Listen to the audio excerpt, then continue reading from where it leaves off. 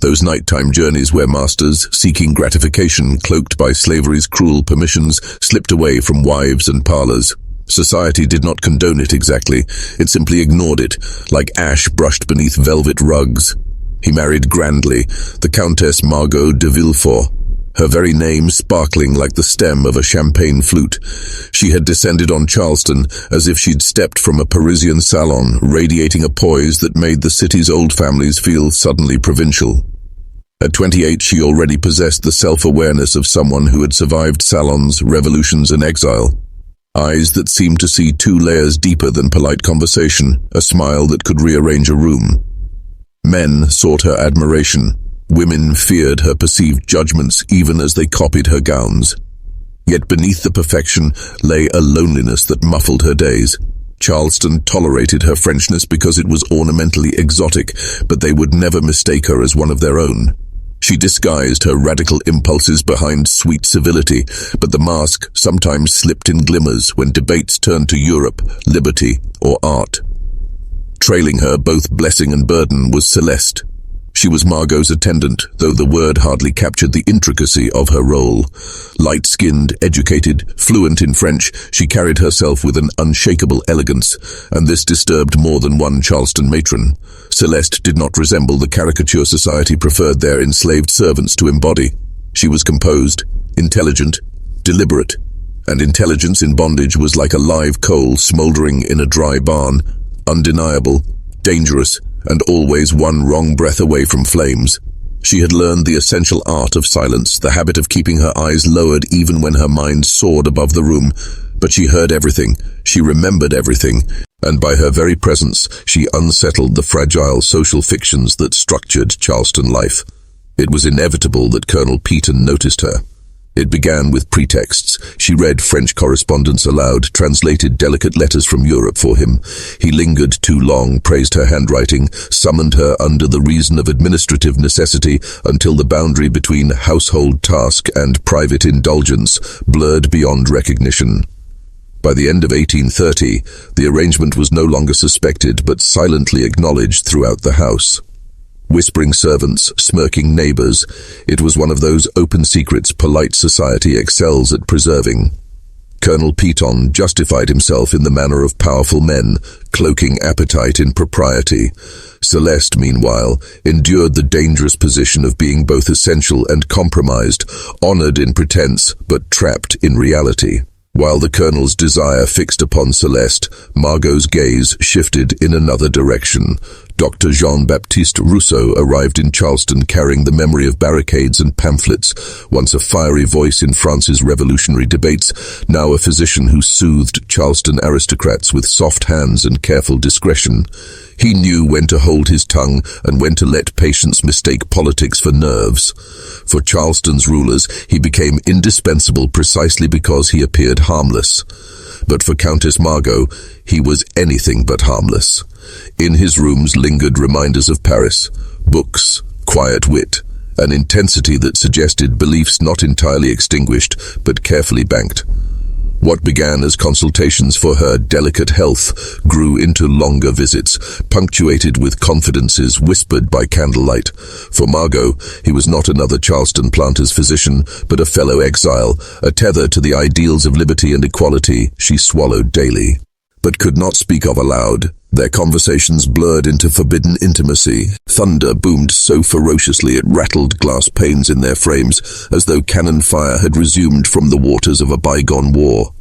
Within those walls and just beyond them, life pushed into the world in tandem. Upstairs, Countess Margot gritted her teeth against waves of pain, her dark hair plastered to her temples as Dr. Rousseau bent close to her bedside, whispering assurances meant as much for his own guilty conscience as for her comfort. Down in her small cottage by the quarters, Celeste bit savagely into a strip of leather to stifle her cries, sweat beading along her brow, while Mama Ruth, the midwife, weathered by decades of both births and grief, urged her through the storm with steady hands and chants older than the family she served. 2 women moaned in labor, close enough that the rhythm of their suffering could almost have been mistaken for a single song rising against the roar of rain. 2 infants arrived within hours of each other, their cries piercing the hush of dawn, fragile and insistent against the thunder's retreat. and in those cries lay the collapse of certainty. One child belonging to Charleston's celebrated countess, the other to a woman whose name scarcely appeared on any paper except in records of possession. But the order of things, the careful scaffolding of power and propriety, could not admit to both truths standing side by side. Before sunrise, conversations had already been hushed in corridors, decisions shaped in the dark with the urgency of those who understand how fragile reputation truly is. By the time the sky paled beyond Charleston's wet rooftops, the children who had entered the world were no longer in the arms of the women who bore them. They had been exchanged, not by chance, not by fate alone, but by the deliberate hands of those who valued dynasty over honesty, reputation over justice. Two lives swaddled in silk and homespun cities, loath, were carried into new beginnings that were not their own, their destinies rewritten before they had even fully drawn breath. The storm outside passed, leaving the city sodden and hushed. The one inside the Peton estate did not pass. It only settled deeper, waiting, its thunder stored away to resound in years to come. The night was saturated with a kind of dread that no candlelight or whispered prayer could dispel. The Peton mansion, solid stone and proud timbers, seemed suddenly fragile beneath the siege of heaven's fury, every rumble of thunder vibrating through the polished floors and echoing in gilt-framed corridors. Servants moved about quickly and silently, their eyes lowered, each one sensing that something larger than childbirth occupied the heart of the household. In Charleston, storms were common enough, but this tempest bore the air of judgment. Upstairs, Countess Margot writhed upon the embroidered sheets, grasping the carved bedpost so fiercely that her knuckles blanched. Beads of sweat ran across the elegant mask she usually wore, making her appear less a glittering aristocrat and more what she truly was in that moment, a frightened young woman on the brink of both life and exposure. Dr. Rousseau bent over her, his practiced hands steady, but his mind in turmoil. He offered words of encouragement in French, his voice low, intimate, almost tender. Yet beneath those syllables lurked a frantic thought. If the child's features betrayed him, the architecture of their lives would collapse. His career, her place in society, and perhaps even their very freedom, could crumble overnight. While the Countess thrashed above, Celeste endured her trial in near silence. The narrow cot beneath her shifted with her exertions. Mama Ruth, calm as an ancient oak, kept one cool hand pressed to Celeste's shoulder, while the other guided her body through its agonies. The older womb. Anne's lips moved in rhythm with words that blended prayer and command, not only for a safe delivery but for the strength to endure what she suspected might follow. On a rain-lashed night in Charleston, under skies split by lightning and streets trembling under thunder, 2 infants entered the world, and 2 destinies were stolen. By dawn, the babies who belonged to 2 very different women had already been silently exchanged. To family, neighbors, and Charleston society, the births seemed ordinary, but beneath the silk-draped cribs of the Peton mansion, a dangerous deception had been sealed, one that would entangle judges, aristocrats, enslaved families, European exiles, and generations of hidden truths. For 34 years that pact endured. It survived suspicion, whispers, forged documents, and even murder. But the unraveling, when it came, brought down the very dynasty it was meant to protect. And long after the mansion crumbled to ash, this secret echoed through yellowed court documents and whispered Charleston folklore until a fire in 1923 buried much of the evidence forever. This is not just a story of mistaken identity or switched infants.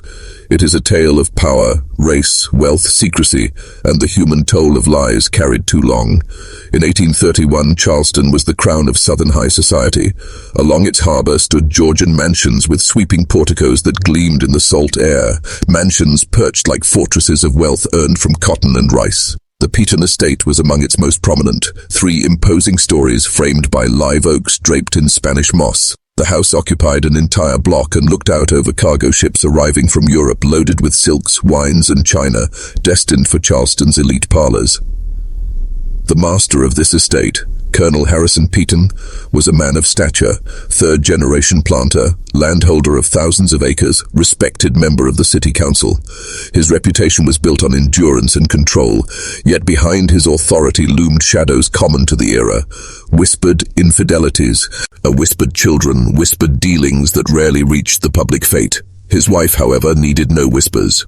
The Countess Margot de Villefort, French émigrée of aristocratic lineage, had fled political upheaval in Europe. With luminous amber eyes and courtly poise, she was the jewel of Charleston society. She played piano with brilliance, conversed in 4 languages, and exuded an elegance that made other plantation wives appear provincial.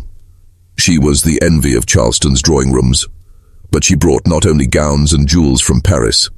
At her side came Celeste, her personal attendant, a young woman of mixed heritage, educated in both French and English, literate, intelligent, and composed well beyond her years.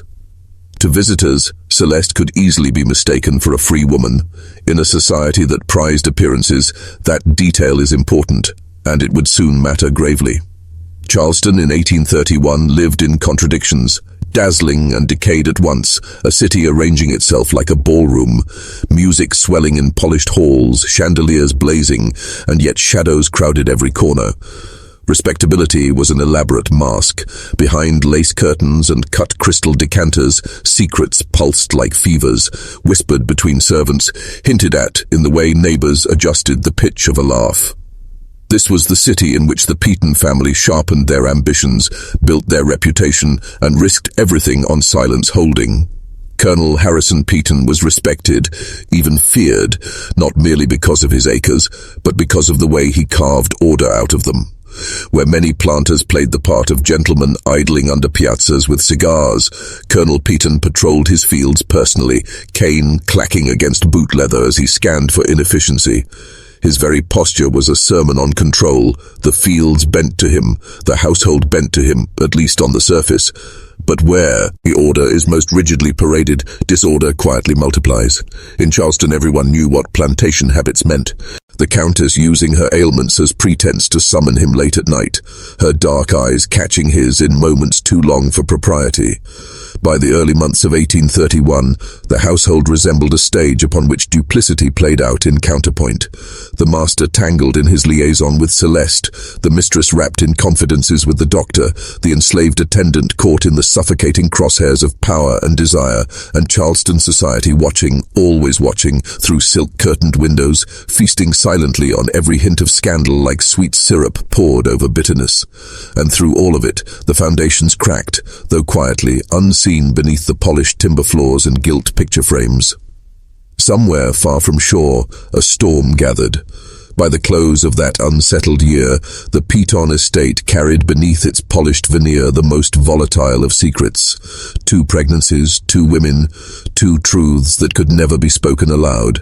Charleston admired its appearances, inspected its manners, and polished its silver to mirror finish, but nothing gleamed enough to mask what grew in the shadows. For Countess Margot, the knowledge was acid in the veins. Her child was not her husband's, a fact that threatened to dislodge her from the precarious perch she had so carefully secured in Charleston society. If exposed, she would not merely be pitied, she would be obliterated, remembered in whispered scandal, her name tacked like a stain onto every drawing-room anecdote. The glittering world of chamber concerts and candlelit suppers would slam its doors, and she, who had floated so effortlessly above Charleston's provincial airs, would be left in exile once more, this time not across oceans, but within the very city that had once fawned at her arrival. For Celeste, the truth was of a different order, but no less dangerous. She carried in her the child of her master, the V.I. man whose authority governed her every breath. History had shown enslaved women a cruel pattern. Their children could be torn from their arms, auctioned off for profit, or treated as living reminders of their degradation. The wives of Charleston were known to mask their jealousies with elaborate smiles, but behind closed doors they wielded merciless power when humiliated. For Celeste, pregnancy was not a mark of continuity, but a harbinger of grief. She walked with one hand resting on her belly and the other clutching her silence like a lifeline. The very existence of both pregnancies became a kind of invisible architecture within the Peaton household. Conversations took on double meanings. Silence carried more weight than words. Countess Margot lingered in gardens, calling Celeste for seemingly trivial household matters, so that in passing she might convey, in narrowed glances and lowered voices, the terror that the future now held for them both. Celeste answered cautiously, weighing each phrase, aware that these half-exchanges were not those of mistress to servant, but of two women suspended in the same storm. Even the field hands and house servants, trained by necessity to sense the smallest shifts in mood, felt the pressure pressing down upon the estate. The air itself had changed, heavier, waiting. When March 15th arrived, it brought with it an answering fury from the heavens. The Atlantic storm battered Charleston with a force that seemed to echo the tensions building on land. Rain lashed down in blinding sheets. The harbor churned until moored ships heaved like creatures struggling against chains, and lightning split the skies above the Peton property.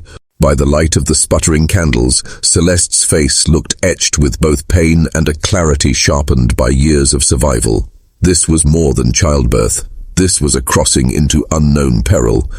The storm outside heightened the drama within, rain hammering like hooves against window panes, lightning revealing scenes in abrupt theatrical flashes, the Countess's chamber a tableau of wealth trembling under fear, the cottage a portrait of endurance shaped in wood and tallow flame. The simultaneity, the symmetry could not be overlooked. Two women labored within earshot, their cries swallowed by thunder at the same instant, their lives tethered by circumstance they had not chosen and yet could not escape. And then, as the eastern horizon contemplated dawn, both children came forth. Two first cries pierced the roar of the storm, fragile voices declaring themselves against the world's violence. To one room, the child's arrival brought momentary relief, followed swiftly by dread of recognition. To the other, it brought the bittersweet ache of love tangled in fear, love already shadowed by the threat of loss. In their first breaths, those infants carried not only promise but peril, born into lives already rewritten by the choices of others. The storm began to ease, as tempests often do after their climactic violence, but within the Peton estate, the truest storm had only just begun. In the hush that follows thunder, decisions were already being made. Quiet steps taken in darkened hallways, words exchanged behind closed doors, decisions that would bind the fates of both newborns and ripple outward through families, fortunes, and generations. By the time the cock crowed in the wet morning air, the infants had been placed where power required them to be, not where love had delivered them. The thunder left the sky, but it remained within those walls, waiting patiently to be heard. And again. The chamber smelled of sweat, candle wax, and damp linen. Shadows skipped along the walls each time lightning cracked, casting angular shapes that seemed almost accusatory. Dr. Rousseau stood motionless for a moment, his arms trembling as they cradled the newborn wrapped hastily in cloth. The child's arrival, which should have been miracle and triumph, was instead a revelation that chained them both in dread.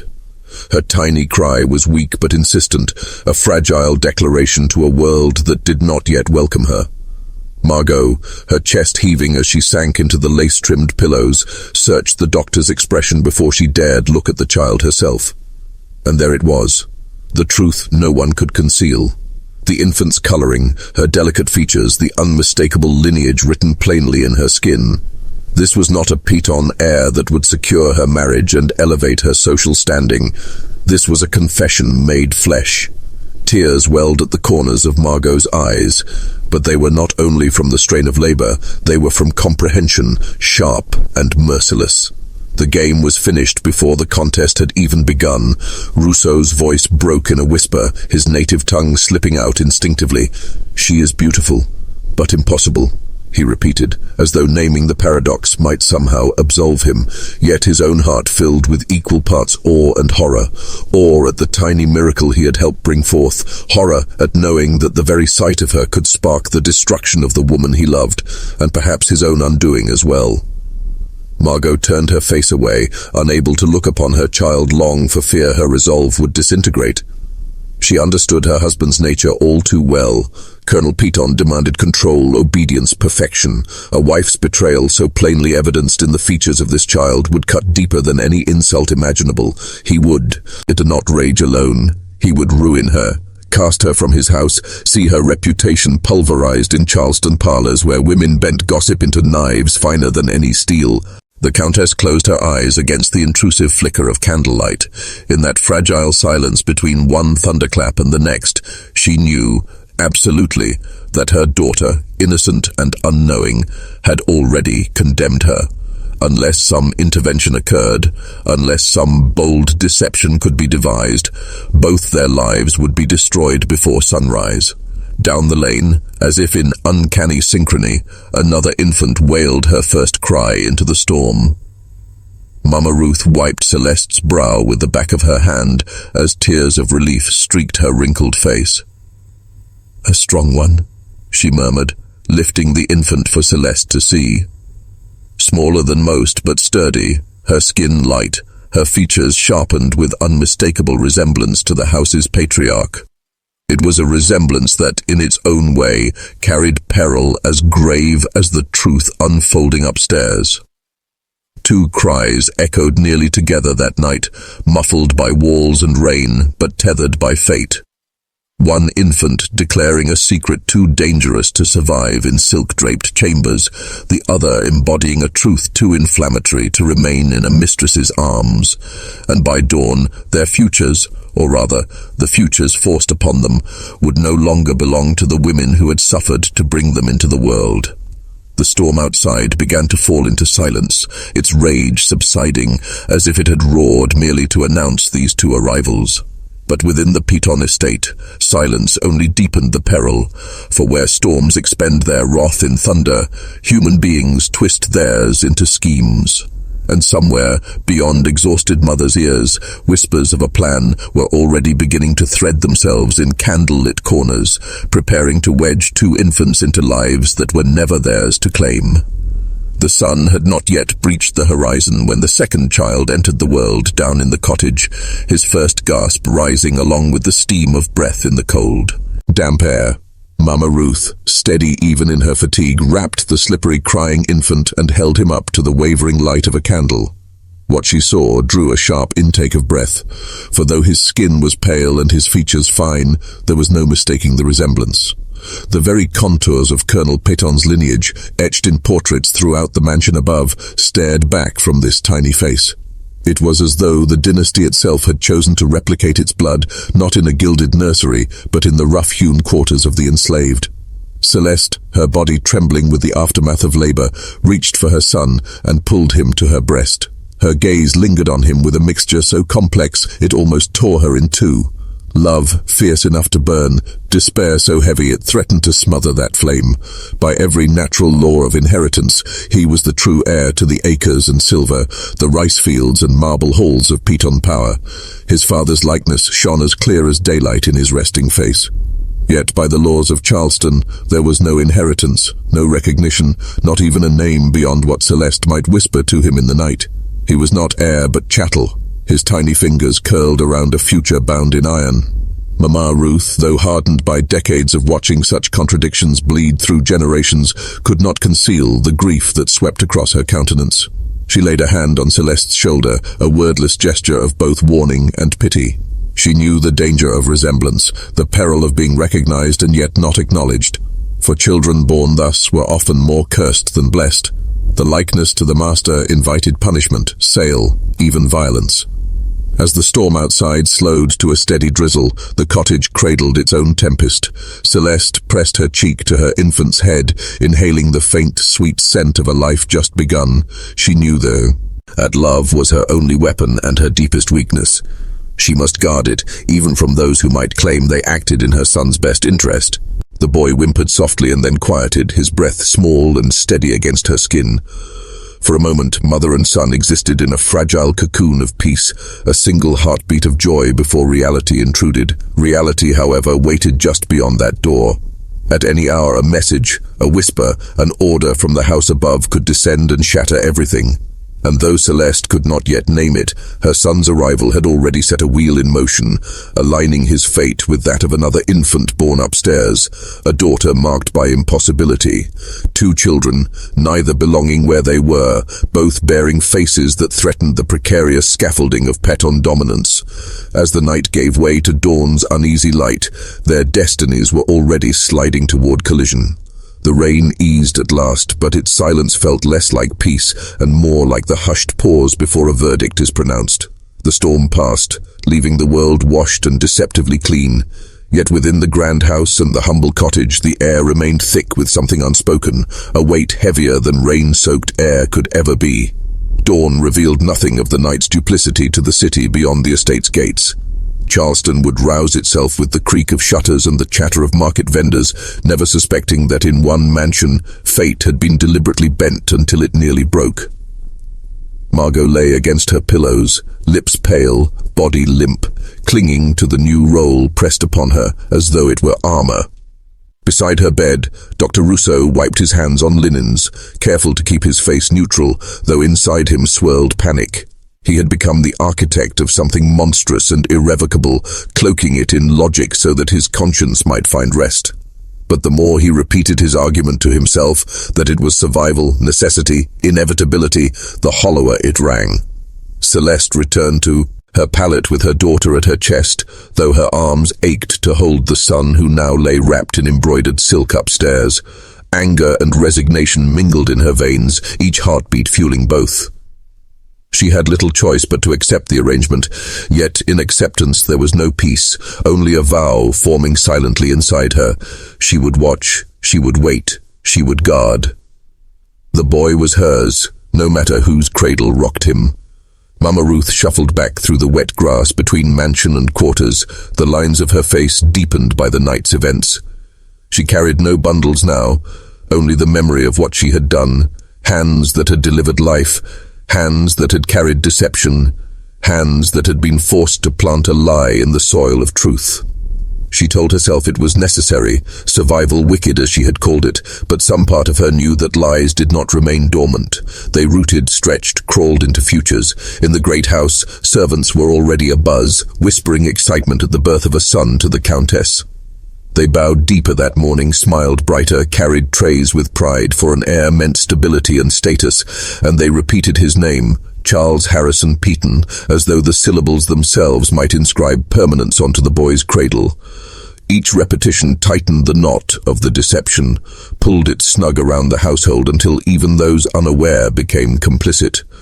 In the quarters, Celeste huddled with her infant daughter, Marie, murmuring French lullabies learned long ago, tucking fragments of heritage into the child's earliest breaths. Neighbors stole peeks into her room with cautious delight, unaware of the exchanged destinies that hovered between them. They saw simply another child entering the brutal cycle of bondage, never guessing the truths sewn into her swaddle. The colonel returned before noon, drenched from storm patrols over his fields, his cane muddy and his boots slick. When informed of his son's healthy arrival, he permitted himself what passed for joy, a stern nod, an uncustomary clench of Margot's hand, and a rare laugh echoing through the hallways. He looked upon Charles Harrison with satisfaction, seeing in him the continuation of Peton's strength, never once questioning the coincidence of features or the shadows in his wife's gaze. To question would have been to allow doubt, and doubt was not a tool Colonel Peton ever wielded. Thus, the stage was set. 2 children, each in a place not their own, began their lives under a veil of pretense. 2 women, bound in secrecy, lived with the knowledge that their breaths could at any time collapse the ruse. And 2 conspirators, Dr. Rousseau and Mama Ruth, carried the weight of having conspired against truth in the most intimate of ways. The dawn glow on Charleston's harbor painted the city in brilliance, but within the Peton estate the foundations of something corrupted had already been laid. And like rice shoots planted in flooded fields, the lie would grow rapidly, nourished by fear and vigilance, watched carefully so that no outsider could see the fragile scaffolding on which the dynasty balanced. And so began the masquerade whose elegance hid its rot. So began the pact that demanded silence deeper than any grave. It would survive years of suspicion, endure whispers, withstand forgeries and denials. It would survive precisely because every guilty party feared it collapsing most upon themselves. Long after that storm had drained back into the sea, it would remain, a secret stronger than blood, sealed not with parchment or ink, but by the mutual terror that bound them all to its keeping. The Peaton mansion resumed its outward performance with remarkable speed, as though the night, head of storms, had been only a fever dream dissipated by dawn. In the carriage yard, hoofbeats rang sharp and regular, announcing comings and goings that suggested all remained prosperous. Across the fields, the cadenced chants and songs of enslaved workers rose with the sun, less melody than rhythm of survival, proof that labor still sustained the house and the fortune tied to it. Colonel Peaton himself remained the axis about which all else turned, his boots striking marble floors, his cane tapping the verandas, his nods and scowls serving as proclamations no one dared contest. Charleston neighbors passing by in their own carriages raised hats and smiles, offering congratulations on the new heir, as if the family's dynasty had been bolstered by nature's very design. But within the mansion's walls, every movement became choreographed, every word curated. It was no longer merely a household, it was a stage built on the fragile scaffolding of deception. Servants rehearsed explanations as if they were scripture, the Countess's quick recovery, the boy's likeness to the Colonel's grandfather etched in old portraits, the convenient silence that fell around questions of dates or details. Every slip could set in motion the very ruin they strove to avoid. Margot devoted herself to appearances with the precision of a performer. In her arms she carried Charles with practiced adoration, rocking him in the gilded nursery window, while visitors remarked on his healthy complexion, his Peaton strength visible even in infancy. Each compliment was a dagger of irony that she bore with the grace of a duchess curtsying before her executioner. She smiled, she laughed lightly at their remarks, and she learned to blur her thoughts with repetition. "This is Charles, the Peaton heir." Over and over, until the lie became reflex, delivered so smoothly it began to resemble truth. Celeste, meanwhile, walked the quarters with her daughter Marie pressed close, surrounded by the quiet hum of other women who congratulated and counseled her. They offered tips on colic, remedies for fevers, whispered encouragements. None suspected that what Celeste held was not merely her daughter, but her disguise, her protection, the decoy that preserved her claim to her son upstairs. She nursed little Marie, while in her mind her other child nursed elsewhere, his weight pressed against another breast. What dignity she permitted herself came not from illusion, but from vigilance, the knowledge that every day her silence guarded him. Dr. Rousseau returned to his rounds through Charleston with his usual composure, his medical bag swaying at his side, his accent charming patients who fancied themselves sophisticated for receiving a French physician. None could read in his face the guilty tremor that resurfaced each time he heard gossip about the Countess's recovery, or each time a planter slapping him on the back congratulated him on his role in securing the Peaton line. For him, deception was worse than performance. It was complicity with his own erasure. His child breathed under another man's name, smiled at another man's household, became another man's pride. Every checkup on Margot came with the bitter twist of being physician in his own crime, guardian of a masquerade that suffocated him even as it protected them. Mama Ruth became the invisible axle upon which it all spun. Moving between house and quarters, kitchen and nursery, she tended to both children like a shadowed figure the household depended upon but dared not credit too openly. She alone held the knowledge in both her mind and her calloused hands, soothing one infant under silk canopy, rocking another in the candlelit cottage. She endured the dissonance because her long years had taught her the cruelty of truth, the danger of exposure. Yet each lullaby carried under its melody the question she never dared voice. Had she preserved life, or had she cursed it? Thus the mansion hummed with its renewed rhythm, presenting Charleston with an image of continuity, while within its corridors a fragile drama played daily, unacknowledged yet perilously present. Every smile at the door, every proud boast at supper, every gesture of maternal tenderness was an act rehearsed and re-rehearsed until even the performers nearly forgot the play they concealed. But memory lingered in the creak of floorboards, in the hushed glances toward the nursery, in the silent weight behind every beating heart that knew this stage could not keep its curtain drawn forever. The pitons projected permanence, but beneath the grandeur, truth smoldered like embers waiting for a careless footstep to fan them into flame. The Piton estate radiated triumph in those first weeks after the storm, its halls crowded with congratulations and its parlors filled once more with the low murmur of gentlemen's conversations and the bright laughter of visiting ladies. Charles Harrison Piton, the infant so smoothly pressed into the role of heir, became the centerpiece of this renewed theater of prestige. Colonel Harrison carried himself with that extra layer of pride only a newborn son can bestow upon a man who values lineage above love. He summoned friends, entertained acquaintances, drank deeply, laughed more than usual. In those brandy-soaked evenings, he held forth about his son's future as if the child already strode the fields, cane in hand, commanding rice and men with the same iron authority the colonel himself practiced. Each toast was to continuity. Each cigar punctuated his certainty that the Piton dynasty was secured. His neighbors fed this pride with glee. "He has your jaw, Colonel," boomed one, leaning in over the soutine bassinet, pointing out the sturdy angles of the infant's face. Another remarked on the boy's brow, how it carried the unmistakable air of Piton portraits displayed at the Charleston Club. Every pronouncement of resemblance stitched the lie more tightly into place, an irony delicious and cruel at once. For the boy did bear the Piton stamp. It was simply stamped from Celeste and the colonel both, not from the Countess. The very accuracy of the resemblance blinded them. They mistook evidence for proof, missing entirely the shift of bloodlines beneath their assumptions. Margot played her role with brilliance. Draped in silk, she accepted visitors in her parlor, her child resting in embroidered linens beside her. She let the matrons admire his fingers, the curve of his tiny mouth, the strength of his grip. She laughed softly when they declared that she looked radiant, motherhood flattering her more than Paris gowns ever had. She kissed the boy's downy head in public with the air of effortless tenderness. But in the quiet afterward, when the nursery was emptied of curious guests and only she remained, she looked down into his sleeping face and felt the layering of truths like a weight upon her chest. He was the son she must protect, the son by which her reputation was preserved, yet he was not the daughter she had birthed. He was not, in any honest reflection, hers at all. And while she attempted to drown these contradictions in careful devotion, a subtle distance lingered, an embrace stiffened not by lack of care but by knowledge too heavy to ignore. Still, despite the turmoil privately gnawing at its foundations, the arrangement held.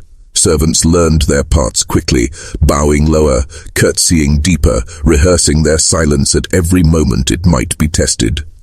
Mama Ruth threaded seamlessly between house and quarters, ensuring neither infant lacked for what could be managed, serving as both nurse and keeper of the secret that bound mistress and servant unwillingly to get her. Celeste nursed her daughter Marie in the shadows, whispering lullabies and biting back the salt of loss each time she pictured her son upstairs in rooms lined with brocade. She told herself the truth, that he was alive, that he was clothed in security rather than deprivation, and yet the ache did not lessen. Love does not care for logic. For the time being, however, the mask seemed unassailable. Guests congratulated, the colonel preened, and the Countess smiled until her cheeks ached. Physician visits went smoothly, Rousseauian hands steady though his heart fractured silently each time he saw the child who should have borne his name. What might have been scandal, death, or ruin became instead a performance the city applauded. The very fragility of the deception disguised its strength, for no one thought to search for cracks in what appeared to be the most natural of joys, the birth of a son to a prominent Charleston household. And so the house thrived, its foundations trembling though unseen. Lies, like the pilings sunk into marshland beneath Charleston's grandest houses, were hidden from view but shouldered the whole weight above them. For now, those pilings held firm. For now, the world accepted the fiction without question. For now, truth retreated into silence. In the quieter wing of the estate, where the air did not smell of cigars or imported brandy but of soap, starch, and toil, life unfolded in shadows. There, Celeste rocked the child who resembled her mistress more with every sunrise. Little Marie's amber-flecked eyes startled anyone who looked too long, carrying the unmistakable light of the Countess, though none dared speak it aloud. In ledgers, she was reduced to a single notation: Child of Celeste. A mark, a number, one more entry in the endless inventory of lives owned, bought and sold. No wine was poured in her name, no ring of laughter accompanies her birth.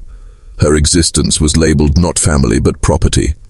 Yet Margot could not sever herself from the child she had carried. Distance gnawed at her. The arrangement spared her ruin, but it had not erased her heart. She contrived reasons, dangerous reasons, to bring her daughter closer.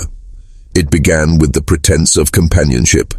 Marie, she insisted, should grow beside Charles as his nursemaid's helper, later as his natural shadow. The vision she painted made it sound practical, even genteel. The heir must be well-rounded, even magnanimous. And this girl, Margot said with a raised brow and a silken smile, seems unusually quick. Her voice brooked no opposition. However flimsy the excuse, her tone made it untouchable. So Marie sat near Charles in the nursery, their cribs angled almost like twin worlds revolving around each other. She toddled beside him as he learned to walk, her books tucked into her lap as he stumbled through his first letters. They grew into each other's company, bonded less by affection engineered from above and more by the natural intimacy of children raised within the same rooms, sharing games and secrets neither yet understood as forbidden. For this, Charleston society took note. Visitors observed with narrowed eyes, puzzling over the unusual favor granted to a servant child. Some pursed their lips when Marie responded to French phrases with clarity. Who had taught her that? Tea tables became stages for disapproving whispers. One matron, her corset tight with indignation, sputtered between bites of cake. She spoils her slaves, that French woman. Spoilt slaves grow restless. Others clucked agreement in hushed tones, though not too loudly, for Margot's reputation was not easily challenged. She could silence a room with the arch of a brow, and her European glamour still wrapped Charleston in its spell. But gossip, once stirred, never disappeared. Drawn curtains and parlor corners held the murmurs, turning them over like stones in a pocket. Did the girl not look too clever for her station? Was there not something unsettling in the Countess's fondness for her? And what precisely were the boundaries between instruction and indulgence? Nothing was proven, nothing shouted in the open, but suspicions had begun their slow, inevitable crawl through neighborhoods and over fences, past pews in churches and fans that fluttered in drawing rooms. Charleston households thrived on reputation, and though Margot's composure barred accusation, the seeds had been planted. Whispers, faint as the rustlings of a mouse in a wainscoted wall, had entered the city's circuits, and like all such whispers, they needed only time and a spark to grow louder, to grow dangerous. Meanwhile, Marie, bright-eyed, quick-tongued, and entirely herself, continued to grow in the fertile shadows of privilege and secrecy, a living question mark in the household, her presence both joy and risk, promise and peril. The two children grew side by side, Charles in silk waistcoats and Marie in humbler dresses, yet their worlds brushing constantly. From their earliest days, they displayed an uncanny connection. Charles, quick-eyed and solemn, learned to speak and read with devouring speed. He asked questions his tutors could barely answer, tracing letters and numbers into patterns of startling logic. By 5, he could quote Latin phrases as if born to Cicero. Marie, though officially a slave child, was equally uncanny. Her curiosity glowed. She picked up books the Countess left carelessly on sitting room tables, memorizing letters before others even believed she was learning. She sang with pitch almost supernatural, and when Charles studied arithmetic, Marie sometimes leaned over with answers that startled the tutor. Tutors left the household muttering privately, "That slave girl has brains beyond reckoning. It is unnatural." But the Countess? She only smiled tightly, her protectiveness veering into obsession. Both children, she believed, required shaping. Charles, to cement the Peton legacy. Marie, to quietly receive the protection she could slip her under the guise of companionship. Every detail was carefully managed. Friendship rehearsed as servant's duty. Intellect explained as gifted but not threatening. Affection disguised as aristocratic benevolence. It was exhausting and fragile. By 1837, murmurs reached Colonel Peaton. Neighbors wagged tongues. Why is that slave girl getting fine clothes, French tutoring, even sitting with your son at study? The colonel confronted his wife in his oak-paneled study, his voice hard. Educated slaves become dangerous slaves. Charleston whispers that our household is unusual. It threatens our reputation. Margot, this ends. The Countess maintained her mask. Marie is merely a companion. An intelligent playmate benefits Charles. He is stimulated, and with proper control, her intelligence becomes our asset, not our risk. But the colonel's narrowing gaze warned her the scrutiny had grown. That night, Margot summoned Celeste privately. Her voice broke with tears she rarely allowed herself. "We must sell her," she whispered. "Marie cannot remain here. If my husband grows more suspicious, all is lost." Celeste went still. Her daughter, her true daughter, bound to no chains by blood but enslaved by circumstance, would be sold away. "You promised to protect her," Celeste said in a fury chilled by grief. "And I will," Margot insisted, desperate and trembling. "I will arrange she is given into good hands, treated well, but she cannot remain. Not here, not while suspicion grows." The Pact had begun to demand sacrifices of blood. The sale was carried out quietly. Money slipped into the Carringtons of Savannah, who accepted the girl as a house servant of unusual promise. On the day Marie was carted away, Celeste stood behind a shutter, silent tears carving her face. The Countess gripped at her windowsill until her knuckles went white, watching the wagon disappear down the magnolia-lined road. None could explain to 6-year-old Charles why his beloved play companion was gone. He shouted, wild with grief, that Marie is my sister, not my slave, my sister, bring her back. Charleston neighbors heard the cries of a child in anguish and whispered in parlors, what odd secrets lie behind that French woman's walls? Deception, no matter how carefully rehearsed, cannot contain love or grief forever. Charles, clever beyond his years, began to ask questions. Why did his mother watch him so intently, as though he might vanish? Why did his supposed sister vanish suddenly into sale?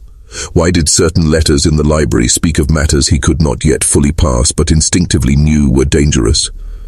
The Countess redoubled her vigilance. Charles must not know. Marie must not return. Silence was survival. But in silence, suspicion grows fertile. And Charles's mind, sharper than either Margot or Celeste wished, was already germinating questions destined to crack the dynasty. By the summer of 1840, Charles Harrison Petain was 9 years old, a child in years but a man in intellect. Neighbors laughed indulgently at the little prodigy, a boy who debated Latin grammar with aging tutors and spoke of ancient law as easily as most children spoke of marbles and kites. But inside the Peaton mansion, Margot and Celeste had begun to see that brilliance was no blessing. Charles did not only learn, he observed. He had inherited not only a sharp mind, but a watchfulness that made adults uneasy. His amber-flecked eyes seemed to take note of everything. Who stared at whom too long, which words trembled at the lips, which silences groaned with unspoken truths. And he remembered. Always. It happened one sticky afternoon. Wandering the mansion while the adults entertained visitors below stairs, Charles slipped into his mother's library, a room fragrant with leather tomes and the dust of Europe. On the mahogany desk lay a bundle of letters untied, their wax seals long since broken. He read them, not out of mischief, but habit. Words were his natural environment. And there, hidden among lists of Parisian correspondence and Charleston inventories, was a letter from Dr. Rousseau. Its words were careful but clear enough for a mind like his, references to the other child, our agreement, and the necessity of vigilance as to the exchange. Charles froze. Agreement? Exchange. The other child. He was too young to know everything the words meant, but he knew enough. There was a secret, and it concerned him, and it concerned Marie. That evening at dinner, while the colonel droned about rice yields and shipping tariffs, Charles placed the letter on the table before his mother. His voice was calm, oddly quiet. "What exchange were you and Dr. Rousseau speaking of in this letter about Marie and me?" The Countess's fork clattered against porcelain. Colonel Piton glanced up blankly, baffled. Celeste, serving at the sideboard, turned to stone. Margot, drawing every ounce of aristocratic composure into her spine, smiled faintly. "Why, darling, you misunderstand. An exchange of household matters. Supplies, nothing more." But Charles's gaze, direct, too direct for a child, met hers, and did not blink. "You do know," he said softly, "and someday I will find out." 9 years old, and he had declared war. From that day forward, Charles began what could only be called investigations. He questioned household slaves about the storm of 1831.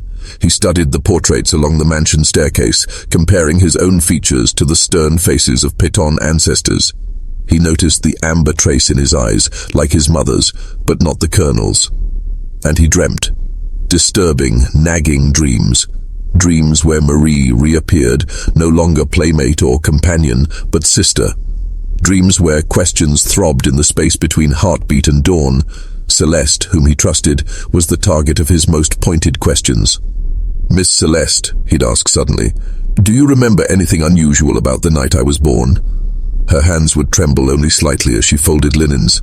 A storm that split the heavens, child. Storms often bring babies into the world. And so the lies continued, cloaked in fragments of truth. Yet with each answer, Charles's suspicions sharpened, not dulled. By age 11, his methods became strategic, not childish curiosity. He noticed Dr. Rousseau's habit of writing in 2 ledgers, one neat, official, the other always secreted away, pulled out only during private visits. Charles noted where it was tucked in the physician's study, bided time like a patient chess player, and when chance came, he struck. Left for a brief moment unattended, Charles rifled through the desk and pulled free the journal. His heart raced as he read.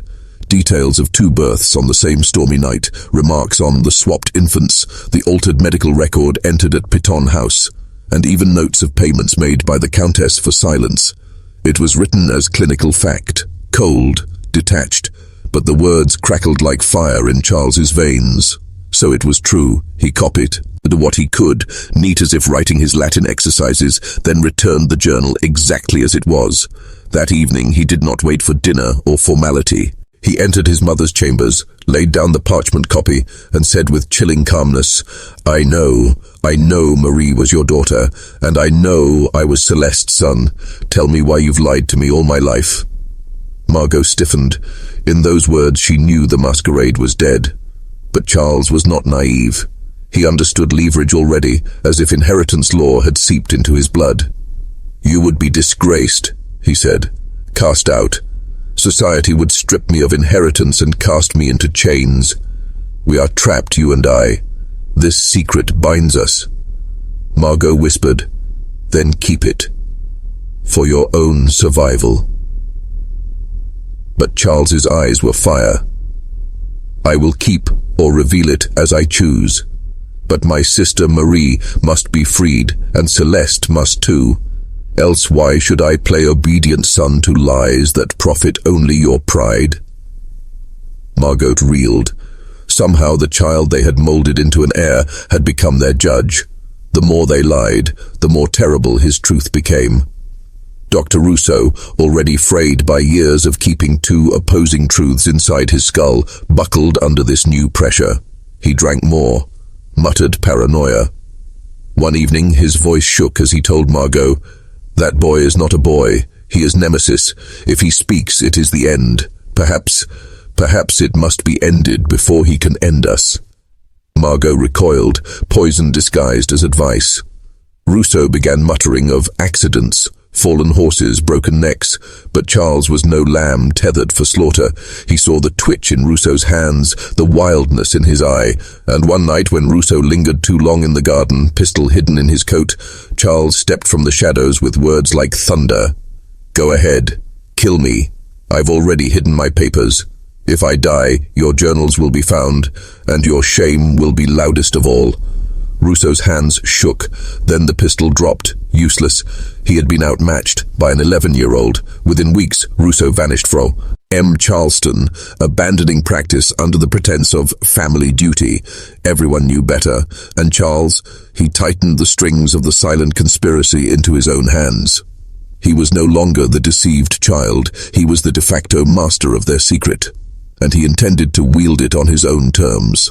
By 1842, the deception that had shaped the Peton household for 11 years hung by threads, each one fraying beneath the weight of Charles's relentless intelligence. He was no longer the weeping child robbed of Marie's company. He was now a young man, tall for his age, eerily composed, and armed with knowledge he should never have possessed. Where once he had been shaped by tutors, now he shaped himself, rising before dawn to study law, philosophy, and the principles of justice. The irony was not lost on Celeste, who often watched her son, her very son, though she could never say it aloud, preparing arguments and counter-arguments as if life were a trial forever waiting. In May of 1843, fate itself seemed to stagger under the burden of lies. The colonel, aging, stern, and already weakened by years of unhealthy living, suffered a stroke while inspecting accounts in his study. Half his body froze into paralysis, his speech reduced to garbled whispers that made aristocratic pronouncements sound like ghosts of themselves. The Peton mansion's master had been silenced, and in that silence, the conspiracy's most fragile support beam collapsed. Now the Countess controlled the estate on his behalf, but control is not defense, and Charles saw his moment. He approached Judge Samuel Thornbury, a family acquaintance, venerable in law and long accustomed to sipping port with Charleston planters. Thornbury saw a boy nearly 12, but spoke with a precision that startled him. "There are irregularities in my birth records," Charles said evenly, laying out copies of documents and extracts from Rousseau's journals. The judge adjusted spectacles, chuckled softly. "Young man, children are not supposed to carry legal suspicions." But as he read the evidence, his amusement drained. Birth records altered, midwife testimonies implied, ledger notes of 2 infants smudged into obscurity, and then the neat boy's copy of Rousseau's journal, the damning words, "The exchange." "These are not childish fancies," Thornbury whispered. "These are grounds for criminal charges." "I am not asking for your sympathy," Charles replied. "I am asking for justice. My true mother lives enslaved in my own household, and my true sister endures bondage in Savannah. Their freedom is not favor, it is right." The judge looked at the boy, astonished by his poise, unnerved by the fire in his eyes. "You understand, lad. Exposing this will destroy your own inheritance. You undo yourself as well as them." Charles whispered, steady, "I would rather burn in truth than prosper in lies." The court investigation began discreetly, but word has a way of slipping through locked doors. The Carrington family of Savannah received notice, and Marie, no longer 6 but 12, was returned to Charleston under legal supervision. From a carriage she stepped, her face no longer the laughing child Charles had once chased through gardens, but a young woman quick-eyed with suspicion. Her years as a slave had sharpened her, hardened her. She carried herself with dignity, but draped in weariness. Their reunion was not the dream Charles had nurtured. He cried out with joy, "Sister!" But Marie's answer was measured, even bitter. "You bring me here under law, under stairs. Do you call this rescue, or another chain with different links?" Charles faltered. "I wanted only justice." "You wanted vengeance on her, on our so-called mother," Marie accused, staring across the room to the Countess. "Do not claim my life as your proof." Thus, even as siblings reunited, the cruel irony persisted. The truth healed nothing. The Charleston courthouse filled with murmurs. read voices as Judge Thornbury presided over hearings that would be remembered for decades. Deponents testified that there had been unusual activity on the estate the night of the storm. Records were produced, their ink smudged, their entries altered, and Rousseau's absence spoke louder than his presence ever could. His flight confirmed guilt. Then the Countess herself was forced to speak. Standing before the judge, her poise was unbroken, her voice still elegant with French cadence, but her eyes ringed with shadows years deep. "Yes," she admitted at last. "There were 2 children. Yes, there was a decision. It was mine, and mine it will remain." Gasps echoed through the gallery. The judge's gavel cracked. Verdict followed swiftly. Marie, proven daughter of Margot de Villefort, freed. Celeste, mother to Charles, freed. And portions of the Pétion fortune were seized to provide for them as compensation. The Pétion name, whispered with respect for 3 generations, had fallen into scandal. But if Charles had expected to walk in triumph from the courthouse, he discovered the cruel humor of society. For Charleston, obsessed with bloodlines and appearances, could forgive a countess's shame, could laugh slyly at a colonel's habits. But what it could not forgive was the inversion of its entire racial order. Charles, though freed of lies, was now outed as the son of a slave, a legal heir in theory, but social pariah in practice. Boys who once envied his brilliance now sneered, families whispered of tainted blood. Young women whose mothers had once measured him for marriage scowled as if contact itself were contagion. In saving truth, Charles exiled himself. Marie, though free and given inheritance, felt poisoned by 12 years lost. "You brought me freedom," she said, "but you chained me to bitterness. What childhood can I recover now?" And the Countess, destroyed by the son she called hers and the daughter she had lost, she departed Charleston for France. Before leaving, she left a note written in her sloped, elegant hand. "We sought to shield our children from society's cruelties, and in doing so created cruelties greater than any. The road to hell, paved with intentions finer than silk." Society feasted on scandal, wagged its tongues, toasted champagne at masked balls solely to mention the Pétion affair. But for those tied to it, there was no feast, only famine of spirit. The dynasty was ash. When the gavel fell in 1843, Charleston society thought it had seen the climax of the scandal. But the Pétion Pact was not a story that ended so abruptly. Its consequences stretched across lifetimes, marking the hearts of all who had touched it. At 12 years old, Charles Rousseau, he refused to keep the Pétion name, walked out of the courthouse legally free to inherit, but socially disqualified. The boy, who had dismantled an entire dynasty, became its most ironic relic. He studied law at Harvard, funded by a diminished share of the forfeited fortune, and later advocated in courtrooms for men and women whose lives were tangled in the lies of racial identity and inheritance, issues he had lived, not merely studied. In northern cities, Charles forged victories that made his name in newspapers as a sharp mind committed to justice. But privately, he was brittle. He never married, never built a family. Every letter, every speech was haunted by the same refrain. "Am I moved by justice or by vengeance?" His chambers filled with law books and verdicts, but no laughter, no children. When he died in 1889, his papers revealed the depth of his torment. "I destroyed her, I freed them, but I ruined myself. Truth is a fire. It illuminates and burns in equal measure."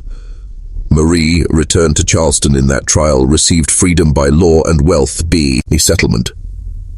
Yet freedom, late delivered, sat poorly on her soul. She had been forced through the narrow, jagged crucible of enslavement for 12 years.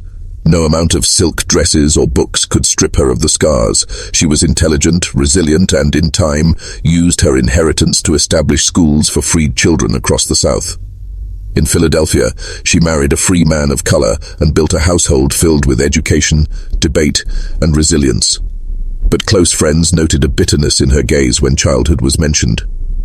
"He gave me the truth," she once said of Charles, "but he did not ask if I wanted it. He unmade my life to prove he was right." For all her accomplishments, Marie lived in 2 worlds, the girl who should have been Peton heiress, and the young woman who was enslaved by law, neither identity ever fully fused. Celeste, long silent and cautious, adapted perhaps most gracefully. Freed by decree, financially supported through settlements, she became a leader among Charleston's free black community. Her literacy and worldly bearing drew others to her, former slaves seeking help drafting petitions, families navigating complex manumission laws. She became a quiet matriarch, teaching others to maneuver the labyrinth of Southern society. Yet even Celeste carried scars. Every time she looked at Charles, she saw her son, but never with her name. And every time she thought of Marie, she remembered the day her child was carted away because secrecy demanded it. She once told an interviewer years later, "Lies do not die when you tell them. They live inside you, eating until truth peels them open, but by then you are half-eaten yourself." The Countess, Margot de Villefort, vanished from Charleston by the year's end. Few saw her leave. Some said it was shame. Others believed the colonel's indignities finally snapped the silk threads of her aristocratic resolve. No one spoke of her in Charleston again, except in hushed gossip. But in France, whispers claim she entered a convent, living the remainder of her years in silent penitence. Scattered letters preserved in archives describe her as the weeping sister, always with a rosary, eyes red from remembering children she could never claim. Her last surviving note reads, "We meant to protect, but in protection we destroyed. My son became justice's sword, my daughter became justice's charge, and I became justice's casualty." The great Peton mansion, once symbol of Charleston's grandeur, decayed quickly under scandal. After Colonel Peton's death in 1845, creditors and settlements swallowed the fortune. The estate was sold, its rooms turned to a trampled boarding house for sailors. The laughter of banquets gave way to drunken songs that echoed in corridors where once secrets had been whispered. By 1923, the mansion was demolished. Ironically, in the same year, a mysterious courthouse fire consumed nearly all records of the Peton scandal. Whether accident or deliberate destruction remains unknown. By then, the living witnesses were nearly all gone. All that remains today is a modest historical marker, dry and factual, speaking of legal proceedings concerning inheritance and identity in the antebellum period. It mentions no storm, no pact, no destruction of lives. What makes the Peton Pact so haunting is not its uniqueness, but its implications. How many other exchanges, arrangements, adjustments were erased from Southern records, burned from ledgers, lost in household whispers that never reached courtrooms? How many children were raised under false names, some enslaved when they were heirs, others heirs when they might have been free? In Charleston, the tale became folklore twisted by prejudice and fancy. Some told it as a morality story. A boy too clever destroyed his family. Others called it a ghost tale. The Countess still walks East Bay Street searching for the daughter she betrayed. Few cared to remember the raw truth. The two children born in a storm were sentenced to decades of turmoil by the ambitions and fears of their parents. And perhaps that is the sharpest cut of all. The moral turned myth so quickly, the true lives overshadowed by gossip, their pain recycled as entertainment. The Countess had once written, "We sought to shield our children from society's cruelty, and in doing so, we created cruelties greater than any." So it was. A deception meant to preserve dignity produced only ruin. An effort meant to hide shame only multiplied it, and though Charleston may try to bury it, the story of the Peton Pact still drifts, like the fog on the Charleston harbor, soft enough to hide in, heavy enough to suffocate. A reminder that secrets have lives of their own, and that the sins of one generation shackle those who follow.